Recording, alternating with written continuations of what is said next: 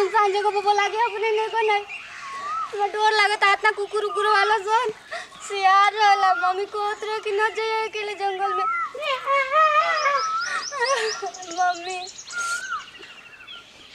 हमारे के टाइम देखी अपनी नाम लेने को आदत तो सही आज हम सुधार देब इनको आदत लाग दो। हेलो हेलो हाँ बोला का हाल बा हो?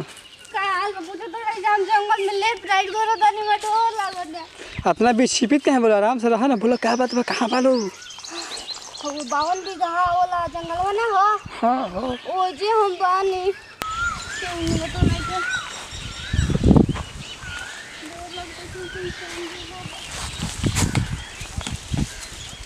क्या करते हो ये हो हाँ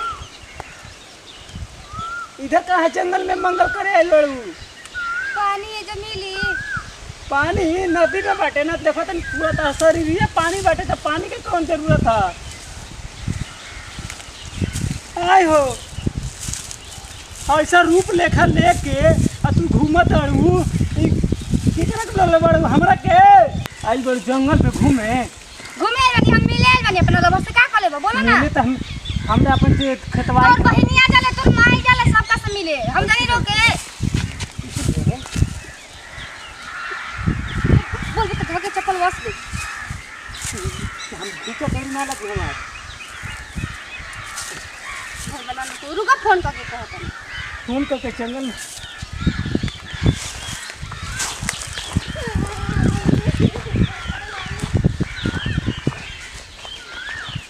रे यार कहाँ रे काम नहीं करते तो नहीं करना मिले ना थे केहर कहली रे तोरा के घूमे नहीं थे वैसे आजा आजा तेरे संग प्यार में नहीं दौड़ना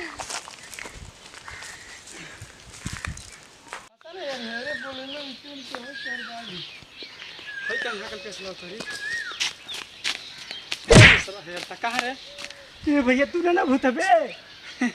तोर दोस्तवा है तोर गौवा के लइकवा गौवा के लइकवा रे भैया जंगलवा में ना एगो लड़की रहलसी भूत नहीं है रे लोग खेत लेलसी हमरा के हम ओके सोचनी कि होई कोनो क्लास लगाई ओकर हमर काम हो जे काम भूत रहियो हो सगल में होइसन से चपकवा करिया करिया पहले रहलसी आज के नहीं लागत रहल साला 80 बरस के चूड़ा नहीं है रे भैया 80 बरस के हां तो तू 80 बरस के ना ये साला 17 19 बरस के हमार सभी की साल चले के पड़े तो ओकरा तो ओकरा भूता धोली ये भैया अब देखता है पीड़ा के जरिया हम सुनो हम जाते हैं हमारे घर और चला कहीं के कबाड़ा हो जाए जाते बस बाजो भूता से चला जो भगवान हम जाते भूता से बाजो हैं रुक बाज देते नहीं ना कहां लिया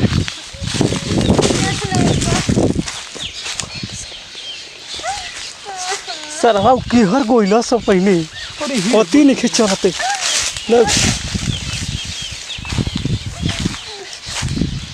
हेलो ने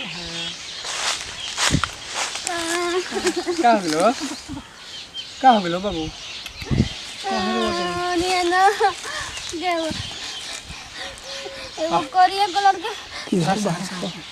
एगो करिया रंग के लड़का रहे हमरे के लोग खेत ले ले हमरे के गलती ताकत रहे जाए तो कोई गलती ताकत लगा के आवी न तो बोल में रो मत का ऐसे करत रहे और तो बता कुछ कब क्या नहीं 1 घंटा उल्टा इंतजार करत रहे तू ना आइलऊ मुंह तो खा गई काम के लोग ने हां आई बताओ आई हो तो दुपहरिया में कुछ ना देबो तू ना कुछ नहीं का के आओ ना वीडियो क्या पड़िया क्या सही था ओए हो रे दिन ते यार मारता सभी गपा गपा उड़ी बाबा रुको देखो ओए हो उड़ी बाबा इतना काहे रे गबा अरे हमरे को दिखाई 10 साढ़े तक की पेड़वा हटा रे कबार के चंदरी और साला पेड़वा का कबाब में हटी आइल रे साला कहीं का हटू ऐसा नहीं चल सीने करबइन मार हम दे ना देखे के मिलेला रे करबइन मार अरे हो ई का ओए हो दा का इले रहल सब पपी में दे ओए हो अरे ये भैया हमरे को 10 साढ़े तन की एगो किस ना ये अपने धुन में बड़ा साले खास पड़त ना नहीं खासा सूरत का रे इस धून में बस धुन कह के चल रहा सॉरी भैया इतना जल्दी रे फटाफट 5-10 मिनट और ही रहे भैया बस। नमस्कार प्रणाम, हम नेहा सिंह, हम के अपन टीम बटे। अगर वीडियो आप लोग के अच्छा लगे तो लाइक कमेंट शेयर जरूर कीजिएगा। हमके वीडियो एंटरटेनमेंट खातिर बने नहीं जाए। Bye bye. हाँ भैया जो वीडियो देखना है पीछे कुछ बात ना हमने खास मनोरंजन के लिए जाए तनी बोल दे भैया कैमरा मैन जी। हाँ भैया कुछ ना भैया भैया जान तड़ा भैया ये अनहरा के चूतिया बनावे खातिर कहला। By by. बाय बाय नमस्कार भैया।